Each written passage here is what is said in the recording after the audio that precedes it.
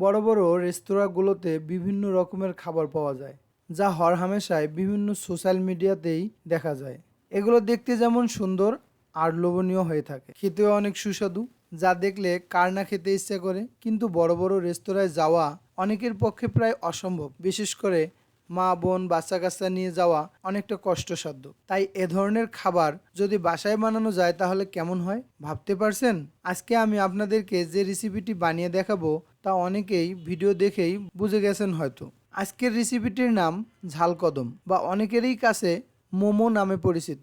চলুন তাহলে দেখে নেওয়া যাক কিভাবে বাসায় থাকা সব উপকরণ দিয়ে এই সুন্দর খাবারটি বানিয়ে নেওয়া যায়। এর জন্য প্রথমে আমি 200 গ্রাম চিকেনের মাংস কিমা বানিয়ে নিব, ঠিক এভাবে।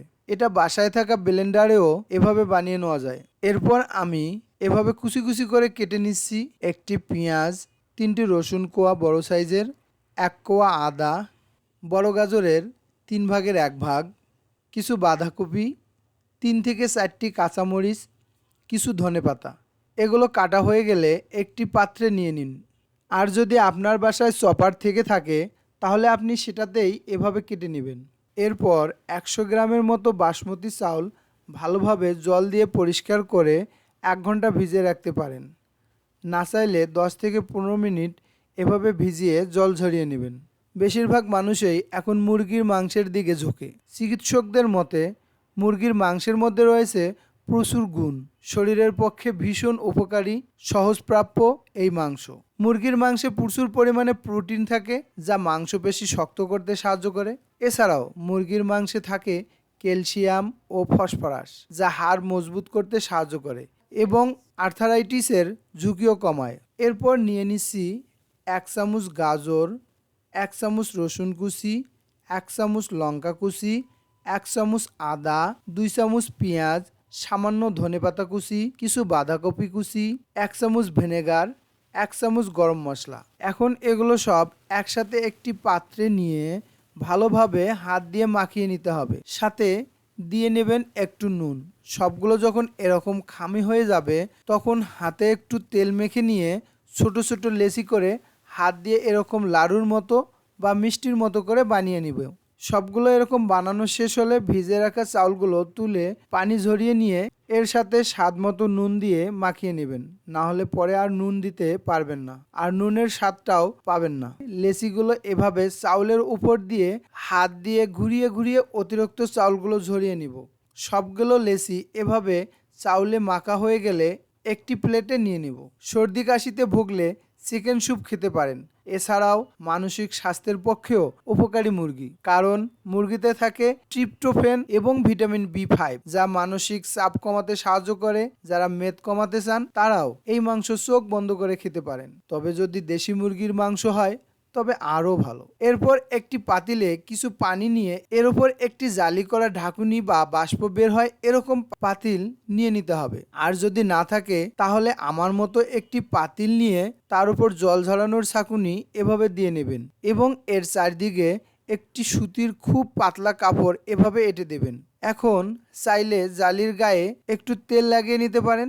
এরপর এভাবে একটি একটি করে লেচি বসিয়ে দিয়ে দিব, তবে মনে রাখবেন একটা থেকে আরেকটার গ্যাপগুলো যেন এরকম হয়। এরপর একটি ঢাকুনি দিয়ে এগুলোকে ঢেকে দিব। মনে রাখবেন কোনো দিক দিয়ে যেন গরম বাষ্প বের হতে না পারে। প্রয়োজনে আমার মতো এই যে ঢাকুনির ফুটোটাতে একটা কিছু দিয়ে নেবেন যেন বাষ্পটা বের হতে না পারে, তাহলে খুব তাড়াতাড়ি বা অল্প সময়ে এটা সিদ্ধ হয়ে যাবে।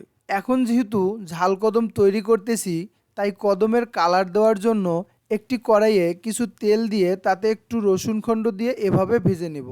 এরপর 1 চামচ হলুদ দিয়ে 8 থেকে 10 সেকেন্ড নাড়িয়ে নেওয়ার পর নামিয়ে ফেলবো, যেন হলুদের কালারটি পড়ে না যায়।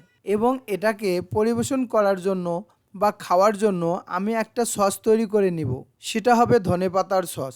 এটা তৈরি করার জন্য কিছু ধনেপাতা, কয়েকটা রসুন কোয়া, কয়েকটা কাঁচামরিচ এবং 2 চামচ টক দই ব্লেন্ডারে দিয়ে এভাবে পেস্ট করে নিয়ে নিব।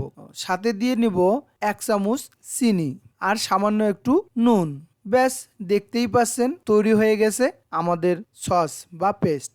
এরপর আমরা ঢাকুনি খুলে এতে দিয়ে দিব আমাদের তৈরি করা বা গার্নিশের জন্য হলুদের কালারটি ঠিক এভাবে দেখতেই পাচ্ছেন। এটা দেখতে কতটা সুন্দর হয়েছে, ঠিক যেন গাছের তুলে আনা টাটকা কদম ফুল। ব্যাস তৈরি হয়ে গেল আমাদের এই ঝাল কদম। এখন আমি এগুলোকে টুথপিক অথবা কাঠি দিয়ে একটি একটি করে একটি প্লেটে নামিয়ে নিব। এর আগে সসগুলোকে ঠিক এভাবে প্লেটে সাজিয়ে নিব।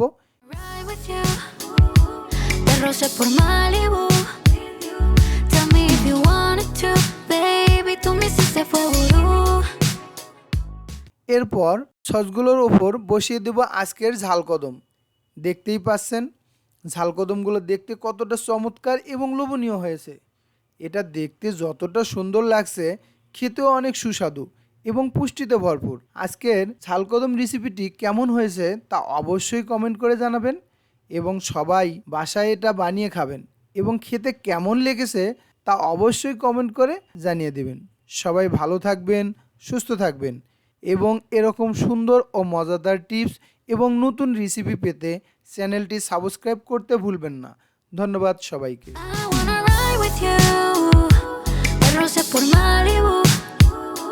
Tell me if you wanted to, baby, tú me hiciste fue vudú.